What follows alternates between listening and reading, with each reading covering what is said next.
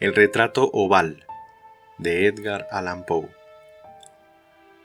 El castillo al que mi criado se había atrevido a entrar por la fuerza para evitarme pasar una noche al aire libre, malherido como estaba, era una de esas moles grandiosas pero tristes, que llevaban años alzándose hoscas entre los Apeninos, no solo en la imaginación de la señora Radcliffe, sino también en la realidad. Tenía el edificio todo el aspecto de estar recién abandonado, aunque fuera temporalmente. Nosotros nos instalamos en uno de los aposentos más pequeños y menos suntuosos de una apartada torre del castillo. Los adornos de la estancia eran lujosos, pero deslucidos y viejos. Las paredes estaban cubiertas de tapices y engalanadas con numerosos y variados trofeos heráldicos, y una insólita cantidad de vivaces pinturas modernas con grandes marcos de arabescos dorados. Estas pinturas, que cubrían no solo la superficie casi entera de las paredes, sino también los numerosos recovecos que la estrafalaria arquitectura del castillo exigía, me suscitaron un profundo interés, quizá debido a mi incipiente delirio. Y siendo ya de noche, rogué a Pedro cerrar las gruesas contraventanas de la habitación, prender las torcidas de un alto candelabro que se erguía junto a la cabecera de mi cama y abrir de par en par las orladas cortinas de terciopelo negro que formaban el dosel. Con todo esto quería entregarme, si no al sueño, al menos a la contemplación intermitente de estos cuadros y al estudio de un pequeño volumen hallado sobre la almohada y que contenía una crítica y una descripción de los lienzos. Mucho leí, devota y fervientemente miré. Raudas y gloriosas volaron las horas hasta llegar la profunda medianoche. La posición del candelabro me impedía ver bien, y para no molestar a mi adormilado sirviente, estiré el brazo con esfuerzo y lo coloqué de forma que la luz diera de lleno en el libro. Pero este hecho produjo un efecto del todo inesperado. Los fulgores de las numerosas velas, pues había muchas, cayeron sobre un recoveco de la habitación antes oscurecido por la sombra de una de las columnas del dosel. Así vi, a plena luz, un cuadro por completo inadvertido hasta entonces. Era el retrato de una mujer en la sazón de su juventud. Miré la pintura muy deprisa y cerré los ojos. En un principio fui incapaz de entender por qué lo había hecho, pero mientras seguía con los párpados cerrados, rebusqué en mi cabeza el motivo. Había sido un movimiento impulsivo a fin de ganar tiempo para pensar, para asegurarme de que la vista no me engañaba, para calmar y atemperar mi fantasía antes de una contemplación más serena y certera. Instantes después volví a mirar fijamente el cuadro. Ya no podía ni quería dudar de que estaba viendo bien, pues el primer destello de las velas sobre el lienzo pareció disipar el sopor aturdido que me trastornaba los sentidos, espabilándome con el susto. El retrato, como ya he dicho, era una mujer joven. Solo consistía en la cabeza y los hombros, pintados de la manera que técnicamente se llama vignette, muy al estilo de las conocidas cabezas de Sully. Los brazos, el busto e incluso las puntas del radiante cabello se fundían imperceptiblemente en la vaga pero profunda sombra que componía el fondo del retrato. El marco era oval, bañado en oro y labrado en filigrana arabesca. Como objeto de arte, nada resultaba más admirable que aquella pintura. Pero lo que me había conmovido de manera tan repentina y vehemente no podía ser la ejecución de la obra, ni la belleza inmortal del rostro. Menos aún cabía pensar que mi imaginación, arrancada de su ensueño, hubiera tomado aquella cabeza por la de una persona viva.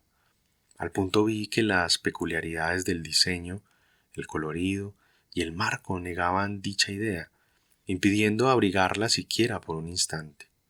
Pensando atentamente en todo esto permanecí quizá una hora, medio recostado en la cama, con los ojos clavados en el retrato.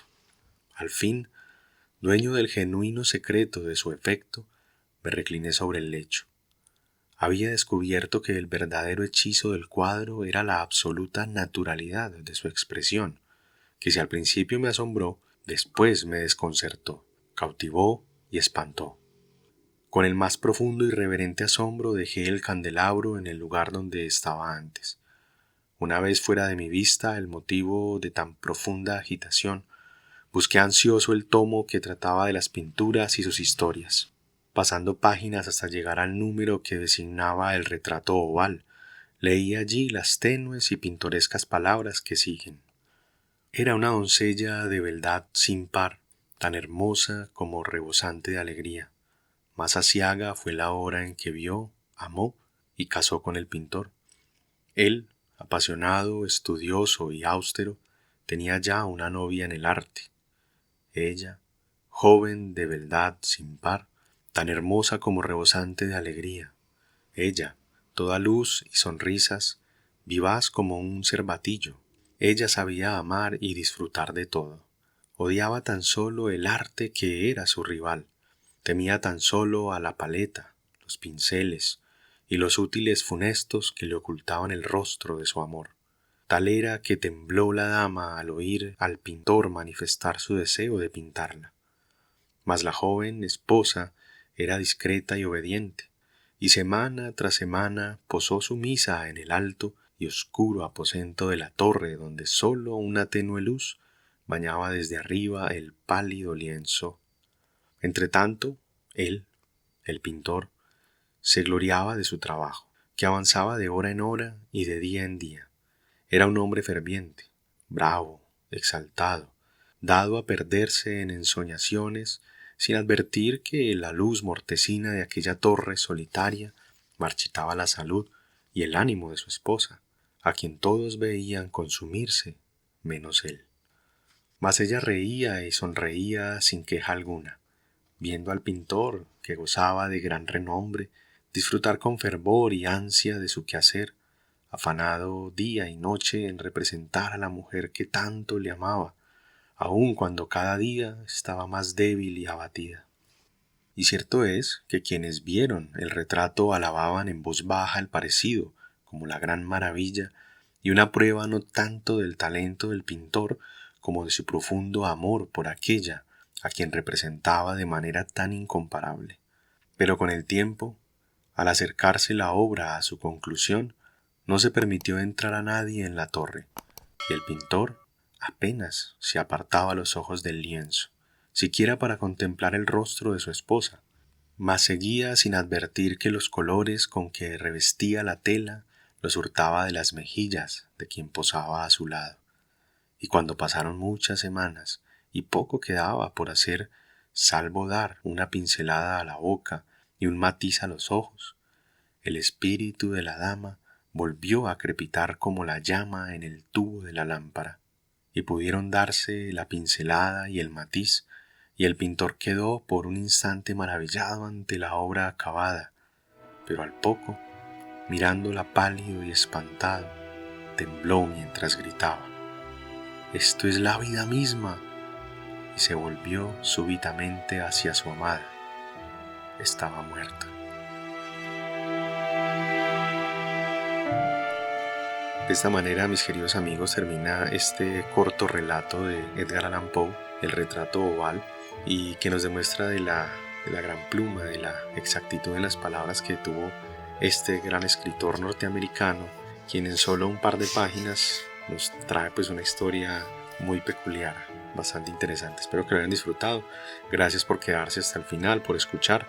No olviden compartir este contenido con personas que por ahí les interesa esta clase de contenido, valga la redundancia, y nos estamos hablando, viendo y escuchando. Chao.